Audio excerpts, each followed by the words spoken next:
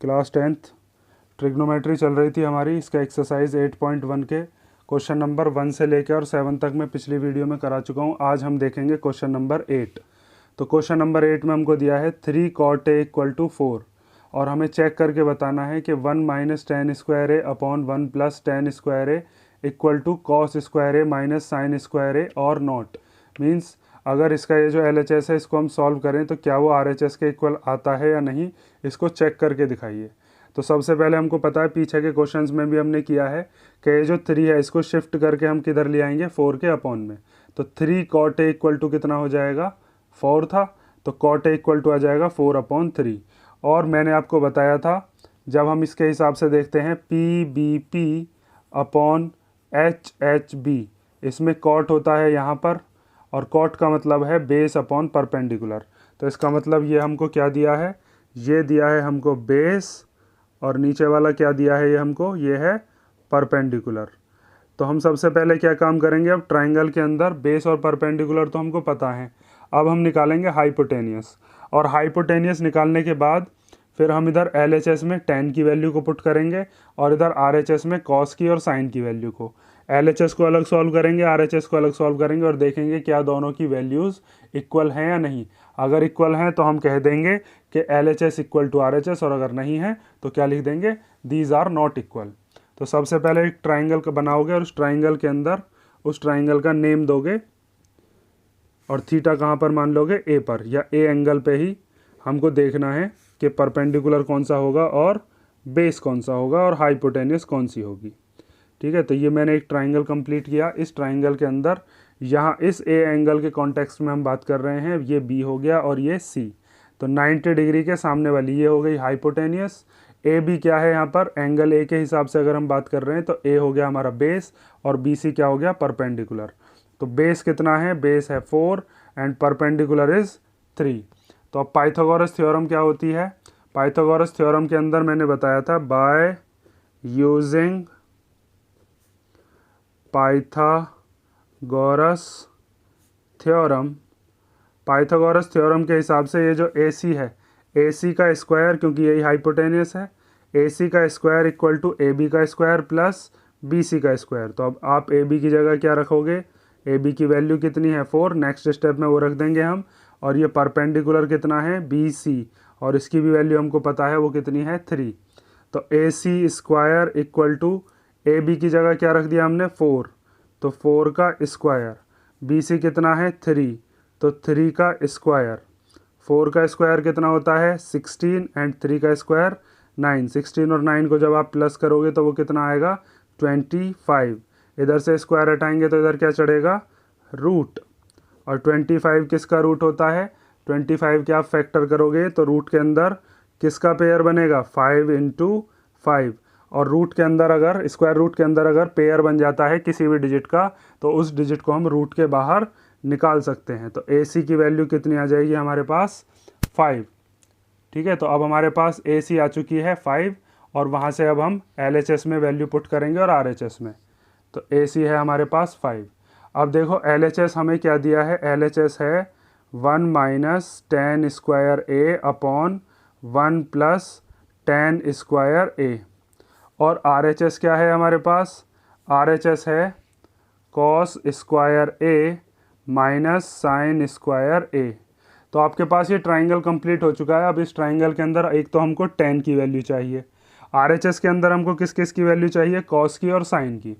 तो आपको पता होगा sin होता है हमारा इस जगह पर P/H, cos होता है इधर बेस अपॉन हाइपोटेनियस B/H और tan होता है यहाँ पर।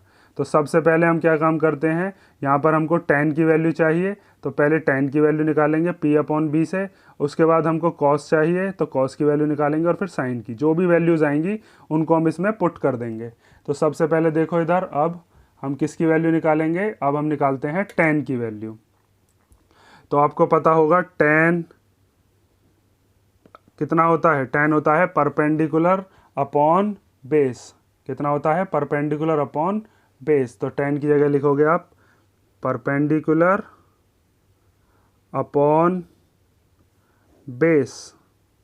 तो परपेंडिकुलर कितना है, इस क्वेश्चन में देख के आप बता सकते हो एंगल ए के बिल्कुल सामने वाली जो साइड होगी उसी को ही हम क्या कहेंगे, perpendicular. Angle opposite to side opposite to angle A, तो वो कौन सी हो गई, बी सी, और बेस कौन सा हो गया, ए बी। तो परपेंडिकुलर की जगह हम क्या लिखेंगे, बी सी, और बेस की जगह क्या लिखेंगे हम, ए बी। तो ये कितना आ गया हमारा, ये आ गया हमारे पास 3/4। और 10 की वैल्यू आप डायरेक्ट भी निकाल सकते थे। मैंने आपको इंट्रोडक्शन वाले पार्ट में भी बताया था कि कॉट जो होता है, कॉट किसका रेसिप्रोकल होता है, 10 का। तो 10 और कॉट एक दूसरे के रेसिप्रोकल होते हैं। जब कॉट की वैल्यू 4/3 है तो 10 की वैल्यू कितनी हो जाएगी, 3/4। और यहाँ पे आप देख भी सकते हो 10 की वैल्यू हमारे पास कितनी आई, 3/4। तो अब हम 10 की वैल्यू रखे देते हैं। 10 की वैल्यू क्या है, यहाँ पे रख दो। 10 की वैल्यू है 1 माइनस, 10 की जगह क्या रख देंगे, इसकी वैल्यू 3/4 और उसका स्क्वायर, क्योंकि यहाँ पे 10 का स्क्वायर था। और नीचे 1 प्लस 10 की वैल्यू कितनी है, 3/4 उसका स्क्वायर। अब स्क्वायर खोल लो। स्क्वायर जब आप खोलोगे तो 1 माइनस 3 का स्क्वायर कितना होता है, 3 का स्क्वायर होता है 9, एंड 4 का स्क्वायर कितना होता है, 16। ऐसे ही नीचे 1 प्लस 3 का स्क्वायर कितना होता है, 9, और 4 का स्क्वायर कितना होता है, 16। इस 16 को इधर भेजोगे तो 16 1 या 16 माइनस 9, तो ये हो जाएगा आपका 16 माइनस 9/16। ऐसे ही ये 16 की जब इधर मल्टीप्लाई करोगे 1 में तो 16 प्लस 9, 16 प्लस 9/16। तो जब 16 में से 9 माइनस करोगे तो कितना आएगा, 16 में से 9 गया तो कितना आया, 16 में से 9 गए तो आए 7। चलो इधर लिखे देता हूँ, थोड़ी सी स्पेस है। 16 में से 9 गए तो आए 7, अपॉन में क्या आएगा, 16। और जब 16 में 9 प्लस करोगे तो कितना आएगा, 25। और 25 के अपॉन में भी क्या है, 16। ठीक है। अब मैंने आपको बताया था कि ये जो नीचे वाली डिजिट होती है इसको हम रेसिप्रोकल कर देते हैं। तो जब आप इसको रेसिप्रोकल करोगे तो क्या आएगा, 7/16, और ये रेसिप्रोकल होके हो जाएगा 16/25। ये वाली जो नीचे वाली डिजिट होती है रेसिप्रोकल हो जाती है। 16 से 16 कैंसिल हो गया तो ये आया 7/25। ये आ गई हमारे पास किसकी value, 1 minus 10 square A upon 1 plus 10 square ए। इसकी वैल्यू आ गई है 1 माइनस 10 स्क्वायर ए 1/10 स्क्वायर ए। इसकी वैल्यू कितनी है, 7/25। अब हमारे पास RHS कितना था, cos square A minus sine square ए। तो कॉस स्क्वायर ए की वैल्यू निकाल लेते हैं पहले हम, फिर साइन स्क्वायर ए की, और फिर उसकी वैल्यूज़ को यहाँ पे पुट कर देंगे। तो देखो साइन और कॉस क्या होते हैं, तो कॉस मैंने आपको बताया था बेस अपॉन हाइपोटेनियस, और साइन क्या बताया था, परपेंडिकुलर अपॉन हाइपोटेनियस। तो सबसे पहले अब यही करोगे, आप क्या निकालोगे, कॉस ए। तो कॉस ए की वैल्यू कितनी होती है, कॉस ए होता है आपका बेस अपॉन हाइपोटेनियस। तो बेस कितना है इस ट्राइंगल के अंदर, बेस है ए बी, और हाइपोटेनियस कितनी है इसकी, ये है ए सी। तो यहाँ पे आप ए बी की जगह कितना रख दोगे, 4, और हाइपोटेनियस की जगह क्या रख दोगे, 5। तो ये हमारा कॉस ए आ गया। अब हम निकालते हैं साइन ए। साइन ए क्या होता है, परपेंडिकुलर अपॉन हाइपोटेनियस। तो परपेंडिकुलर कितना है इस ट्राइंगल का, बी सी, और हाइपोटेनियस कितनी है, ए सी। तो बी सी की वैल्यू कितनी है, 3, वो पुट कर दो, और हाइपोटेनियस की जगह कितना रख दो, 5। तो cos square A means cos A की जो वैल्यू है इसका स्क्वायर, तो 4/5 स्क्वायर, माइनस साइन स्क्वायर ए की वैल्यू कितनी है, 3/5, तो 3/5 का स्क्वायर। तो 4 का स्क्वायर करेंगे तो कितना आएगा, 16/5 का स्क्वायर करेंगे तो 25, 3 का स्क्वायर करेंगे तो कितना आएगा, 9, और 5 का स्क्वायर करेंगे तो 25। अब जब नीचे वाली डिजिट सेम होती हैं तो दोनों को बस हम एक बार ही लिखते हैं, और ऊपर कितना हो जाएगा, 16 माइनस 9। 16 में से 9 गए तो कितने बचे, 7/25। तो अब हम यहाँ से एक चीज़ कह सकते हैं कि हमारे पास जो RHS है वो RHS कितना आया, 7/25, और हमारा जो LHS था वो LHS भी कितना आया था, 7/25। तो here LHS equal to RHS, और जब LHS और RHS इक्वल हैं तो हम ये कह सकते हैं 1 minus 10 square A upon 1 plus 10 square A equal to cos square A minus sine square A. ठीक है। इस वाले क्वेश्चन में तो आपको ये क्वेश्चन में हेल्प दी थी कि 3 cot A इक्वल टू 4, ये हेल्प दी थी ना यहाँ पर 3 cot A इक्वल टू 4, और उसके बाद ये हमसे प्रूव करवाया है इसने कि ये दोनों चीज़ इक्वल होती हैं। अगर हमको ये नहीं दिया होता तो भी हम इसको प्रूव कर सकते थे, लेकिन वो चीज़ आप किस में सीखोगे, एक्सरसाइज 8.4 में मैं आपको बताऊँगा। ठीक है, उसके लिए हमको ये सब जो किया है हमने, इस ट्राइंगल को बनाने की ज़रूरत नहीं है। कुछ आइडेंटिटीज़ लगाएंगे और उन आइडेंटिटीज़ की हेल्प से हम LHS को किसके इक्वल लेके आएंगे, RHS के इक्वल। ठीक है, तो यहाँ पे आपका क्वेश्चन नंबर 8 ख़त्म हुआ। अब हम देखते हैं क्वेश्चन नंबर 9। तो देखिए क्वेश्चन नंबर 9 भी कुछ ऐसा ही है। इसके अंदर हमसे कहा है कि एक ट्राइंगल है जिसका नेम क्या है, ABC। इसमें राइट एंगल बना हुआ है B पर, और tan A की वैल्यू कितनी है, 1/√3, और हमको फाइंड आउट करनी है इसमें किसकी value, find the value of sin A multiply cos C plus cos A multiply sin C। इनके बीच में यहाँ कोई साइन नहीं है तो क्या है, मल्टीप्लाई। तो सबसे पहले हमसे कहा है एक ट्राइंगल बनाइए और उस ट्राइंगल का नेम क्या दीजिए, ABC, और उस ABC ट्राइंगल के अंदर राइट एंगल कहाँ पर होना चाहिए, B पॉइंट पर। तो ये मैंने एक ट्राइंगल बनाया और इस ट्राइंगल का नेम ABC। ठीक है, तो इस ट्राइंगल का नाम दे देते हैं हम। इस ट्राइंगल का नाम हो गया ABC, और जब ABC ट्राइंगल दे दिया तो B पे कितने डिग्री का हो गया, 90 डिग्री का। अब हमसे कहा था tan A इक्वल टू है 1/√3, tan A इक्वल टू 1/√3, और हमको पता है tan कितना होता है। जब आप यहाँ से पूछते हो प्यारे बेटा पप्पू हौले हौले बोल, तो tan होता है आपका इस जगह पे परपेंडिकुलर अपॉन बेस। तो हम कह सकते हैं tan किसका इक्वल होता है, परपेंडिकुलर अपॉन बेस। अगर हमारे पास परपेंडिकुलर और बेस हैं तो हम हाइपोटेनियस निकाल सकते हैं, और हाइपोटेनियस आने के बाद फिर sin A cos C की वैल्यू निकाल लेंगे, cos A sin C की वैल्यू, और उनकी वैल्यूज़ को पुट करके हम इस पूरे की वैल्यू बता देंगे। तो अब हमको क्या करना है, इस ट्राइंगल को कंप्लीट करना है। तो परपेंडिकुलर कौन सा है इसमें, A के हिसाब से अगर हम देख रहे हैं, क्योंकि tan A है तो A एंगल यहाँ पर है, तो tan A इस एंगल A के सामने वाली जो भी साइड होगी वही परपेंडिकुलर होगा। तो A के सामने परपेंडिकुलर कौन सा हो गया, BC। तो हम लिखेंगे perpendicular equal to BC and base is AB। ठीक है, और इनकी वैल्यूज़ हमको दे रखी हैं 1/√3। तो अब हम कह सकते हैं BC इक्वल टू है हमारा 1 और AB कितना है हमारा √3। के मान के भी कर सकते हो, क्वेश्चंस वगैरह को के मान के भी कराया जाता है।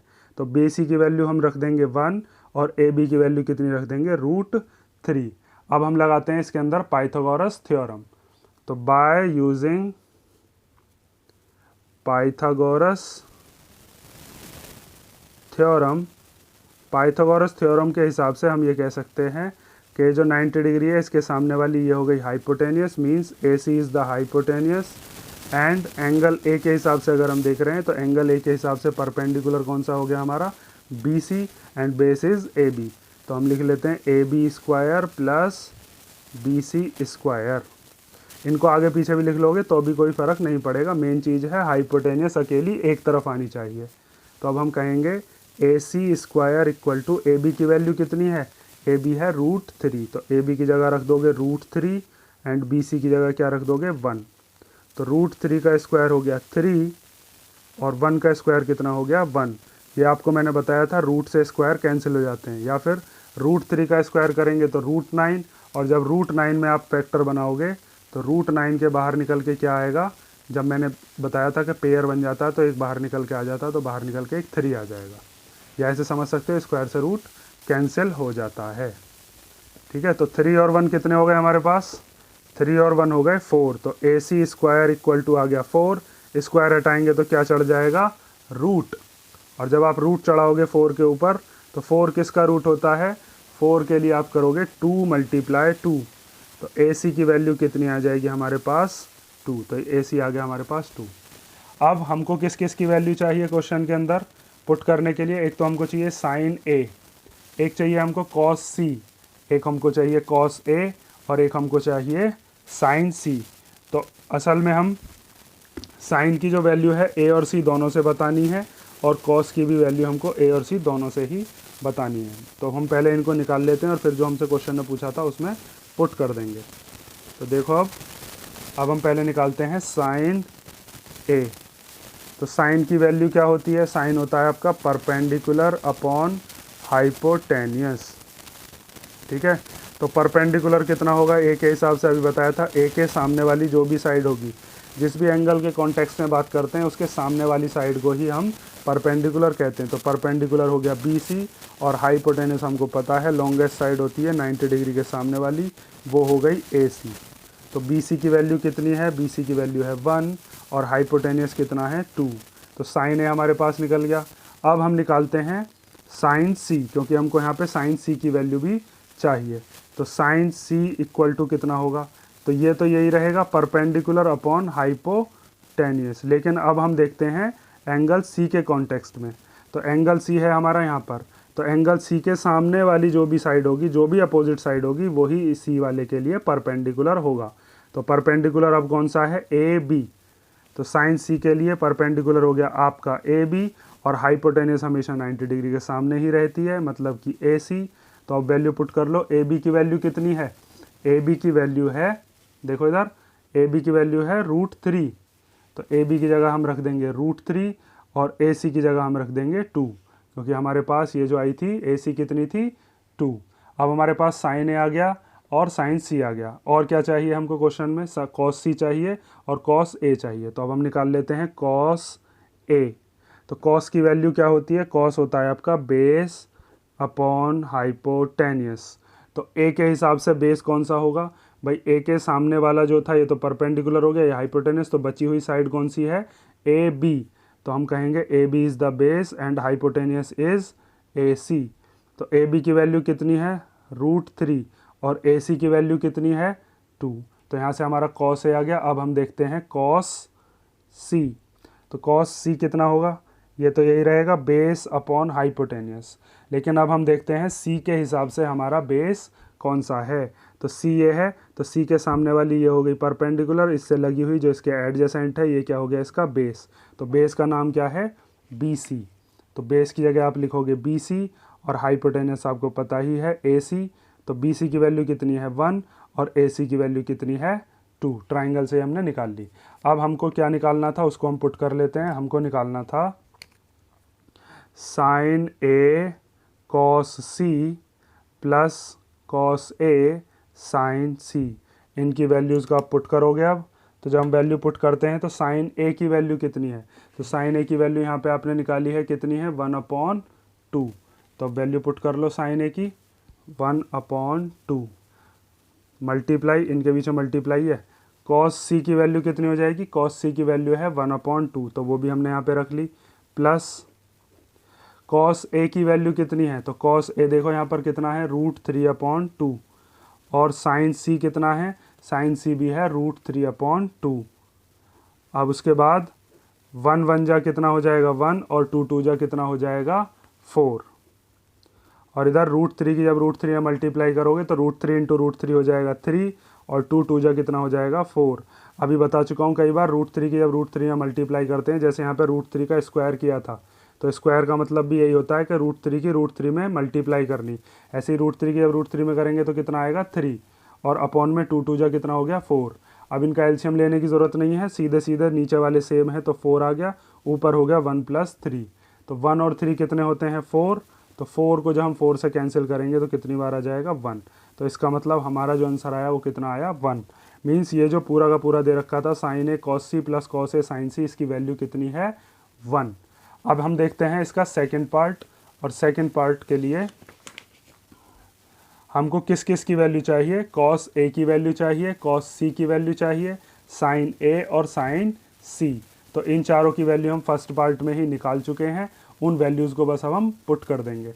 तो हमारे पास कौन कौन सी वैल्यू चाहिए? Cos A। तो पीछे से देखो आप कॉस A की वैल्यू कितनी है। तो कॉस A की वैल्यू देख लेता हूँ मैं। कॉस A है √3/2। ठीक है, तो कॉस A की जगह रख दिया √3/2 मल्टीप्लाई कॉस C की वैल्यू कितनी है? तो कॉस C की वैल्यू थी हमारे पास 1/2, तो कॉस सी की वैल्यू रख दो 1/2, यहाँ पे आ गया 1/2 माइनस साइन ए की वैल्यू कितनी है, साइन ए है 1/2 और साइन सी कितना है √3/2, तो यहाँ पे हम रख देते हैं 1/2 मल्टीप्लाई √3/2। तो √3 की जब 1 में करेंगे तो कितना आएगा, 1 की किसी में करते हैं तो वही डिजिट आ जाती है, नीचे 2 2 जा 4, ऊपर ये कितना आ जाएगा 1 × √3 और 2 2 जा 4। और मैंने कल भी बताया था कि जब सेम डिजिट होती हैं तो ये कैंसिल होकर 0 होता है, जैसे 2 - 2 कितना हो जाएगा 0, तो ऐसे √3/4 माइनस √3/4 कितना हो गया 0। ठीक है, तो ये आपका क्वेश्चन नंबर कौन सा हो गया, क्वेश्चन नंबर 8 के बाद 9। अब हम देखते हैं क्वेश्चन नंबर 10। तो क्वेश्चन नंबर 10 में हमको दिया है कि एक ट्राइंगल है, उस ट्राइंगल का नेम क्या है, ट्राइंगल PQR, और इसमें जो राइट एंगल है वो किस जगह पर है, Q पर, और हमको बताया PR वाली लाइन और QR वाली लाइन को अगर हम प्लस करते हैं तो कितना आएगा 25, और उसके बाद PQ की वैल्यू दी है हमको 5 सेंटीमीटर। हमको किसकी वैल्यू निकालनी है, हमें निकालनी है sine P, cos P and tan P। तो सबसे पहले इसकी फिगर कंप्लीट कर लेते हैं। फिगर में हमसे कहा है कि एक ट्राइंगल बनाइए, उस ट्राइंगल का नेम दीजिए PQR। तो एक ट्राइंगल बनाया मैंने और इस ट्राइंगल का नेम दिया PQR, ये बन गया ट्राइंगल PQR, और इस पर 90 डिग्री कहाँ पर होना चाहिए, Q पर। तो ये P हो गया, इधर हो गया Q, इधर हो गया R, यहाँ पर हो गया 90 डिग्री। उसके बाद हमसे बताया है कि PR और QR को प्लस करके कितना आता है 25, मतलब PR वाली जो लाइन है, मतलब जो हाइपोटेनियस है, और QR ये वाला, इन दोनों को हम प्लस करेंगे तो कितना आएगा 25, और PQ हमको कितनी गिवन है, PQ है 5, तो हम लिख देते हैं PQ कितनी दे रखी है हमको 5 सेंटीमीटर। अब उसके बाद हमें किसकी वैल्यू बतानी है, determine the values of sine P, cos P and tan P। तो देखो, अगर हमको इन सब की वैल्यू बतानी है तो उसके लिए पहले मुझको ये ट्राइंगल कंप्लीट करना पड़ेगा और बाकी की दोनों साइड निकालनी पड़ेंगी। तो बाकी दोनों साइड हम कैसे निकालें, तो देखो अगर मान लो मेरे पास टोटल 25 रुपीज़ है, और 25 में से अगर मैं किसी एक को 10 रुपीज़ दे देता हूँ तो दूसरे के पास कितने रुपए जाएंगे, इसमें से इसको माइनस करके पता चल जाता है हमको। 25 में से क्या माइनस कर देंगे हम 10, तो दूसरे के पास कितने रुपए जाएंगे 15। 25 में से एक बंदे को मैंने 10 रुपीज़ दे दिए तो दूसरे के पास कितने जाएंगे 15। तो यहाँ तो मैंने रैंडमली 10 मान लिया था। अगर मान लीजिए इसी तरीके से 25 में से एक को अगर x मिलते हैं तो दूसरे को कितने मिलेंगे, जब एक को 10 मिल गए थे तो दूसरे का हमने कैसे निकाला था, 25 में से इस 10 को माइनस कर दिया था। तो ऐसे ही यहाँ पे जब 25 में से एक को हम x दे देंगे तो दूसरे वाले के पास कितना जाएगा 25 - x। तो इनमें से हम कोई सी एक साइड को मान लेंगे x, और दूसरी वाली साइड कितनी हो जाएगी 25 - x। ठीक है, तो अब वो कोई सी भी साइड मान सकते हो आप x, तो मैं मान लेता हूँ कोई सी एक साइड x है इसमें। तो देखिए, लेट हम मान लेते हैं कि QR कितने की है, x सेंटीमीटर की। तो अगर QR x सेंटीमीटर है तो PR कितनी होगी, तो हम लिख सकते हैं PR + QR हमको कितना गिवन था 25 सेंटीमीटर। QR हमने कितनी मान ली है, QR हमने मानी है x, और ये x जब इधर चला जाएगा तो ये हो जाएगा PR = 25 - x। तो QR को हम पुट कर देते हैं, ये है x, और PR कितनी है, ये है 25 - x। अब हमारे पास इस ट्राइंगल की तीनों साइड्स पता चल गई हैं। बस अब हमको क्या करना है, ये x की वैल्यू अगर पता चल जाए तो हमको QR की एग्जैक्ट वैल्यू पता चल जाएगी और PR की भी एग्जैक्ट वैल्यू पता चल जाएगी। तो उसके लिए हम क्या काम करते हैं, इसमें पाइथागोरस थ्योरम लगाते हैं। तो अब देखोगे इन ट्राइंगल PQR, तो PQR ट्राइंगल के अंदर यहाँ पर 90 डिग्री है तो इसके सामने ये वाली जो साइड है PR, ये हाइपोटेनियस हो गई, और बाकी की दोनों साइड कौन सी बची, एक PQ और एक QR। तो QR का स्क्वायर प्लस PQ का स्क्वायर, तो PR कितनी है 25 - x का स्क्वायर। QR कितनी है यहाँ से यहाँ तक, ये है x, तो QR की जगह आ गया x, और PQ कितनी है यहाँ से यहाँ तक, PQ दे रखी है 5। तो अब यहाँ पे आपने छोटी क्लासेस में एक फॉर्मूला पढ़ा होगा कि a + b का होल स्क्वायर क्या होता है, a² + b² + 2ab। और इसी तरीके से एक फॉर्मूला होता है a - b का whole square, A square plus B square minus 2ab। बस 2ab ही प्लस और माइनस के होते हैं। तो यहाँ पे आपको दिख रहा होगा ये वाले जो 25 है इसको हम मान लेंगे a और x को क्या मान लेंगे b। तो ये हो जाएगा ए स्क्वायर a माइनस बी का होल स्क्वायर। ये वाला जो सेकंड नंबर फार्मूला है a माइनस बी का होल स्क्वायर हम इसके अंदर लगा देंगे। तो a की जगह क्या मानेंगे 25 और b की जगह क्या मानेंगे x। तो अब देखो कैसे लगाओगे। ये जो फॉर्मूला है a का स्क्वायर करना है मीन्स सबसे पहले 25 का स्क्वायर करना है। फिर उसके बाद क्या आता है फॉर्मूले में बी स्क्वायर मतलब x का स्क्वायर। और उसके बाद करना है 2ab। तो 2 तो एज इट इज़ आता ही है फॉर्मूले में। a की जगह हमने क्या माना था 25 और b की जगह क्या माना था x। और इक्वल टू के इधर क्या चल रहा है x का स्क्वायर हो जाएगा x स्क्वायर और 5 का स्क्वायर कितना हो जाएगा 25। ये चीज़ समझ में आ गई ना। सेकंड वाली जो आइडेंटिटी है ये हमने लगा दी a माइनस बी का होल स्क्वायर। अब हम देखते हैं इसके आगे कि इस आइडेंटिटी को खोलने के बाद क्या हमारे पास x की वैल्यू आ पाती है। तो 25 का स्क्वायर कितना होता है 25 का स्क्वायर होता है 625। आप 25 की 25 में मल्टीप्लाई करोगे तो आपके पास कितना आएगा 625। उसके बाद प्लस एक्स स्क्वायर माइनस जब 2 की 25 में मल्टीप्लाई करेंगे, यहाँ पर मल्टीप्लाई है इन तीनों के बीच में, तो 25 2 जा कितना हो जाएगा 50x equal to x square plus 25। जितने भी x वाले हैं उनको एक तरफ कर लेते हैं और जो डिजिट हैं उनको हम एक तरफ। तो एक्स स्क्वायर है माइनस 50x है और ये जो एक्स स्क्वायर है ये इधर आके कैसा हो जाएगा माइनस का, क्योंकि इसका कोई साइन नहीं था तो प्लस ही माना जाता। अब इधर कौन सा बच गया 25। ये 625 के आगे भी प्लस का साइन है, जब ये इधर शिफ्ट होके आएगा तो ये कैसा हो जाएगा माइनस का 625। अब ये एक्स स्क्वायर प्लस का ये माइनस का ये दोनों कैंसिल हो गए तो क्या बचा माइनस का 50x। ये 25 है प्लस ये माइनस का 625, तो प्लस माइनस क्या होते हैं माइनस।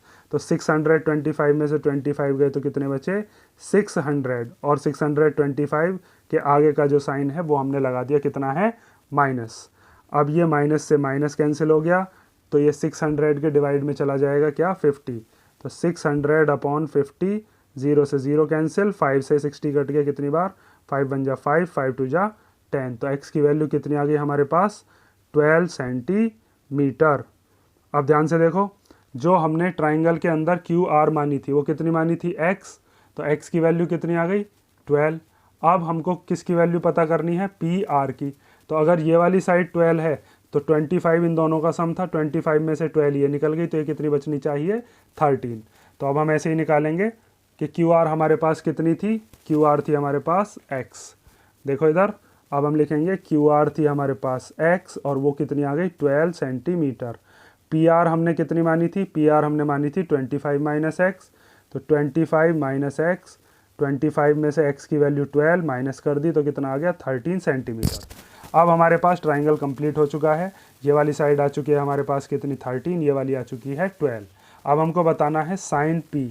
तो साइन P इक्वल टू क्या होगा, तो साइन होता है आपका परपेंडिकुलर अपॉन हाइपोटेनियस। तो अगर हमको P के कॉन्टेक्स्ट में बात करनी है तो P के सामने वाली जो भी साइड होगी वही परपेंडिकुलर होगी। P ये वाला एंगल है तो इसके सामने परपेंडिकुलर कौन सा हो गया QR। तो आप लिखोगे perpendicular is QR and hypotenuse is PR। तो हाइपोटेनियस की वैल्यू आ गई PR। QR आपको पता है कितना है, QR अभी निकाला है हमने 12, तो QR की वैल्यू रख दो 12 और PR कितना निकाला है, PR है हमारे पास 13। ठीक है। अब हमको क्या निकालना है cos P। तो cos P की वैल्यू क्या होती है, cos P होता है बेस अपॉन हाइपोटेनियस। तो बेस क्या होगा P के हिसाब से अगर हम देखेंगे तो हाइपोटेनियस तो PR है ही, ये इसका परपेंडिकुलर, तो PQ क्या होगा इसका बेस, क्योंकि सामने वाली परपेंडिकुलर और एडजेसेंट वाली कौन सा होता है बेस। तो यहाँ पे आ जाएगा PQ और हाइपोटेनियस क्या हो गई PR। PQ कितनी है ये तो क्वेश्चन में ही हमको दिया था, PQ थी 5 सेंटीमीटर, तो PQ की जगह रख दिया 5।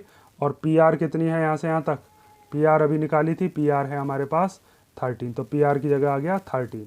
उसके बाद आता है tan P। तो अब निकालोगे tan P। तो tan P की वैल्यू क्या होती है हमारे पास परपेंडिकुलर अपॉन बेस। तो अब लिखोगे परपेंडिकुलर अपॉन बेस। तो परपेंडिकुलर कौन सा है इसका, इसके सामने, कई बार बता चुका हूँ QR, परपेंडिकुलर रख दिया QR और बेस क्या है PQ। तो क्यू आर कितना था, क्यू आर था हमारे पास 12 और पी क्यू कितना है, पी क्यू क्वेश्चन में दिया था वो कितना था 5, तो वो हमने रख दिया यहाँ पर कितना 5। तो हमारे पास साइन पी, कॉस पी और टेन पी इन तीनों की ही वैल्यू आ चुकी है। तो ये क्वेश्चन नंबर हो गया आपका क्वेश्चन नंबर 10। अब हम देखते हैं इस एक्सरसाइज का लास्ट क्वेश्चन, और वो लास्ट क्वेश्चन है क्वेश्चन नंबर 11। तो क्वेश्चन नंबर 11 देखिए ध्यान से। इसके अंदर कहा है state whether the following are true और false, justify your answer. Means नीचे हमको कुछ स्टेटमेंट दिए हैं और हमको ये पता लगाना है कि ये जो स्टेटमेंट हैं ये ट्रू हैं या फॉल्स हैं, और साथ में जस्टिफाई भी करना है, मतलब इनके हमको रीज़न भी लिखने हैं। तो पहला हमको दिया है the value of 10a, justify करना है, the value of 10a is always less than 1। तो इसने क्वेश्चन में कहा है कि जो 10a होता है उसकी वैल्यू हमेशा 1 से कम होती है। तो देख लेते हैं हम 1 से कम होती है या नहीं। अकॉर्डिंग टू क्वेश्चन में हमें ये बताया है, अकॉर्डिंग टू स्टेटमेंट हमसे कहा है कि ये जो 10a होता है is always greater than 1। Greater than का साइन ये होता है जिसकी तरफ ये मुंह खुला हुआ होगा वो बड़ा होगा, मतलब 1 बड़ा है, और 10a हमेशा कैसा होगा, छोटा। ये इसने क्वेश्चन में हमसे कहा है। तो हम चेक कर लेते हैं। 10 हमको पता है, जब आप देखोगे P B P upon H H B के हिसाब से आप देखोगे तो p अपॉन बी क्या होता है हमारा 10।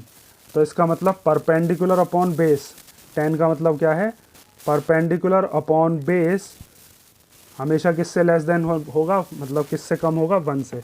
तो इस बेस को अगर हम इधर भेज देते हैं तो इधर जाके हम कह सकते हैं perpendicular is always less than base. ये बेस जो डिवाइड का था ये मल्टीप्लाई में चला गया।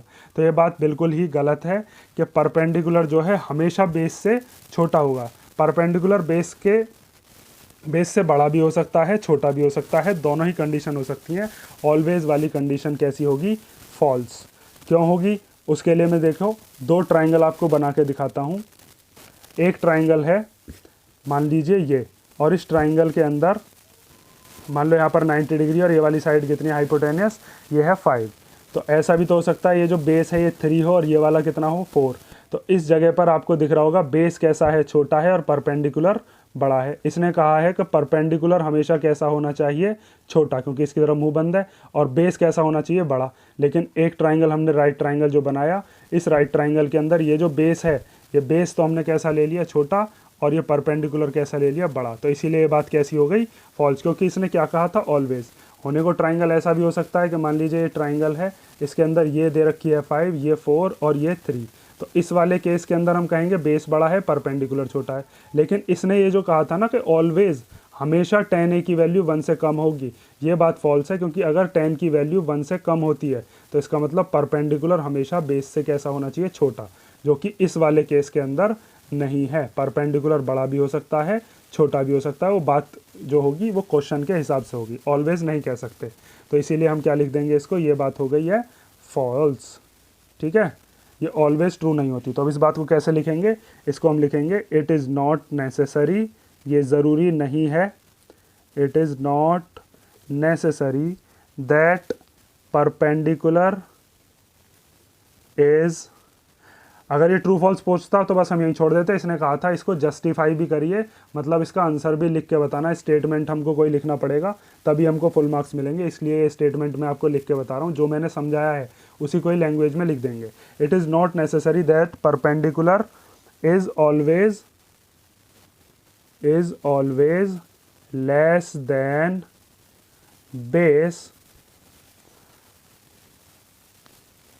सो value of 10a is not always less than 1। ठीक है, 10a की वैल्यू हमेशा 1 से कम नहीं हो सकती। क्यों नहीं हो सकती, क्योंकि परपेंडिकुलर हमेशा बेस से कम नहीं होगा, कभी वो बड़ा भी हो सकता है। अब देखिए सेकंड वाला पार्ट। सेकंड में हमसे कहा है sec a equal to 12/5। Means अगर हमको कोई ट्राइंगल दे रखा है और उसके अंदर sec a की वैल्यू हमको क्या दे दी जाए, 12/5। तो क्या ऐसा पॉसिबल है किसी भी एक एंगल के लिए, उस एंगल का नाम क्या दिया है इसने, a। तो ऐसा देखो बिल्कुल पॉसिबल है, क्योंकि जब आप कोई भी ट्राइंगल अगर बनाते हो, मान लीजिए ये ट्राइंगल आपने बनाया और इस ट्राइंगल के अंदर आपने यहाँ पर एक 90 डिग्री का एंगल बना लिया। मान लो ये बी है, ये ए है, और यहाँ पर कितना है सी। तो सेक ए की वैल्यू अगर आप निकालते हो P B P upon H H B, तो यहाँ पर होता है सेक। इसका मतलब सेक थीटा को हम क्या लिख सकते हैं, सेक को हम क्या लिख सकते हैं, सेक ए होता है हमारा हाइपोटेनियस अपॉन बेस, और हाइपोटेनियस बड़ी हो सकती है, बेस छोटा हो सकता है। किसी भी ट्राइंगल के अंदर मैंने बताया था जो हाइपोटेनियस होती है वो लॉन्गेस्ट साइड होती है। तो यहाँ पर तो ये बेस से बड़ी ही दिखाई है, तो ये वाली चीज़ ट्रू हो सकती है। तो हम इसीलिए लिख देंगे yes it can be true, या इट इज़ ट्रू, कैन नहीं लिखेंगे, it is true because hypotenuse is greater than the base. ठीक है, ये बात क्यों ट्रू है, क्योंकि हाइपोटेनस जो वो किससे बड़ी दिखाई है इसने, बेस से बड़ी, और ये बात बिल्कुल ट्रू हो सकती है। लेकिन अगर ये उल्टा होता, अगर ये 5 ऊपर दे देता और 12 नीचे दे देता, तो बिल्कुल हम इसको फॉल्स लिखते, ये वाली बात बिल्कुल फॉल्स हो जाती, क्योंकि बेस जो होता फिर वो 12 हो जाता और हाइपोटेनस 5 हो जाती, जो कि बिल्कुल पॉसिबल नहीं हो सकता, क्योंकि किसी भी ट्राइंगल के अंदर हाइपोटेनियस सबसे बड़ी साइड होती है। ठीक है, तो ये सेकेंड वाला पार्ट हो गया। अब हम देखते हैं क्वेश्चन नंबर 11 का थर्ड पार्ट। तो थर्ड पार्ट में हमसे कहा है cos A is the abbreviation used for cosecant of angle A। cos A जो होता है ये शॉर्ट फॉर्म होती है किसकी, कोसिकेंट ऑफ एंगल A की। तो ये बात बिल्कुल गलत हो गई है, क्योंकि cos जो होता है ये किसका एब्रीविएशन होता है, ये होता है कोसाइन का, और कोसिकेंट का क्या होता है, वो होता है कोसेक। जब मैंने आपको इंट्रोडक्शन पढ़ाया था तो उस इंट्रोडक्शन के अंदर मैंने आपको ये चीज़ें बताई थी। इंट्रोडक्शन आपने पढ़ा होगा तो ये चीज़ समझ गए होगे। देखो इधर मैंने बताया था cos A किसका एब्रीविएशन होता है, कोसाइन का, और cosec A किसका होता है, कोसिकेंट का। यहाँ पर ये कह रहा है इस क्वेश्चन में कि cos A जो है ये एब्रीविएशन है किसका, कोसिकेंट का। तो ये बात कैसी हो जाएगी, फॉल्स। अब इसको लिख दोगे आप कि false cos A is the abbreviation of, किसका होता है ये, एब्रीविएशन ऑफ कोसाइन ए। ये कोसाइन ए का होता है, ना कि कोसिकेंट का। कोसिकेंट का तो कौन सा होता है, कोसेक होता है। उसके बाद फोर्थ वाला देखिए, फोर्थ में कह रहा है cot A is the product of cot and angle cot and A. तो ये भी चीज़ मैंने आपको बताई थी जब इंट्रोडक्शन बताया था, उसके अंदर नोट लिखवाया था कि कॉट ए जो होगा ये कभी भी प्रोडक्ट नहीं होता है कॉट का और ए का। असल में तो कॉट की अकेले का कोई मीनिंग ही नहीं होता है, जब तक इसके आगे कोई एंगल नहीं लगेगा, वो एंगल कुछ भी हो सकता है, तब तक इस अकेले की कोई भी वैल्यू नहीं होती। और ये वैल्यू कौन देता है इसको, कोई भी एंगल देता है। तो ये कॉट ए क्या होता है, ये कॉट ए एब्रीविएशन है किसका, कोटेंजेंट ऑफ एंगल ए का, ना कि ये इन दोनों का प्रोडक्ट है। देखो जब मैंने आपको इंट्रोडक्शन बताया था तो इंट्रोडक्शन के अंदर यहाँ से बताया था साइन ए जो होता है ये एब्रीविएशन होता है sine of angle A. Sine A product नहीं होता साइन का और ए का, और साइन को अगर हम सेपरेट कर देते हैं ए से तो उसका कोई भी मीनिंग नहीं होगा। तो जिस तरीके से साइन का था इसी तरीके से बाकी के जो रेशियोज हैं उसमें भी हम कह सकते हैं कि ये इनका प्रोडक्ट नहीं होता बल्कि ये एब्रीविएशन होता है। तो अब इस बात को कैसे लिखोगे आप कि cot A is not the product of cot and A, बल्कि ये क्या होता है, cot A is the abbreviation, ये एब्रीविएशन होता है किसका, of cotangent of angle A या ए। ठीक है, तो ये वाली बात आप स्टेटमेंट में लिख दोगे। अब अगला वाला क्वेश्चन देखो, लास्ट क्वेश्चन है ये इस एक्सरसाइज का। ये क्वेश्चन अच्छा है, इसमें दिया है साइन थीटा इक्वल टू 4/3 हो सकता है या नहीं, कोई भी एंगल हो थीटा। तो देखिए अगर मान लीजिए आपने कोई ट्राइंगल बनाया और उस ट्राइंगल के अंदर यहाँ पे लिया आपने थीटा, ठीक है, और मान लीजिए इस थीटा के जो सामने वाली साइड होती है, इस सामने वाली साइड को हम क्या कहते हैं, परपेंडिकुलर। ये नीचे वाला क्या हो गया, बेस, और ये क्या हो गया इसका, हाइपोटेनियस। तो आपने पढ़ा है साइन थीटा इक्वल टू क्या होता है, साइन थीटा होता है आपका परपेंडिकुलर अपॉन हाइपोटेनियस। तो इसका मतलब परपेंडिकुलर कितना हो गया 4 और हाइपोटेनियस हो गई 3। तो क्या ये बात बिल्कुल ट्रू लग रही है आपको, परपेंडिकुलर कितना दे दिया इसने 4 और हाइपोटेनियस कितनी दे दी 3। तो ये बात तो बिल्कुल ही फॉल्स हो गई, क्योंकि मैं जब से इंट्रोडक्शन पढ़ाया तब से ही बताता हुआ आ रहा हूँ कि किसी भी राइट ट्राइंगल के अंदर hypotenuse is the longest side, और यहाँ पे इसने दे दिया हाइपोटेनियस 3 है, परपेंडिकुलर 4 है। तो इसने तो कायनात ही बदल दी कि जो परपेंडिकुलर है उसको बड़ा कर दिया और हाइपोटेनियस को छोटा कर दिया। तो इस बात को हम क्या लिखेंगे, इस बात को हम लिखेंगे फॉल्स, क्योंकि hypotenuse is never smaller than